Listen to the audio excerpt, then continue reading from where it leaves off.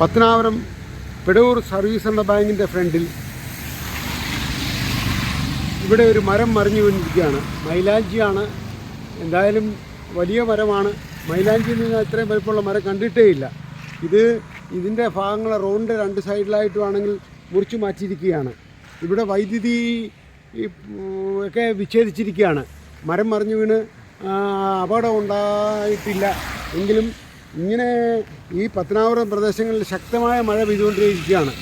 ഈ അപകടം മനസ്സിലാക്കി ജനം അതിന് ജാഗ്രതയായി പെരുമാറണമെന്ന് അപേക്ഷിക്കുകയാണ്.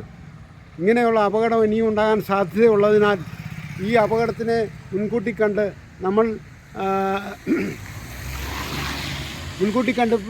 പ്രാപ്തരാകണമെന്ന് അപേക്ഷിച്ചുകൊണ്ട് പത്തനാപുരത്ത് നിന്ന് James Karoor.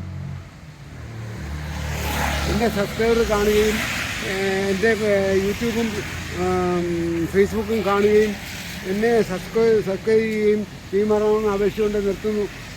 Okay, thank you.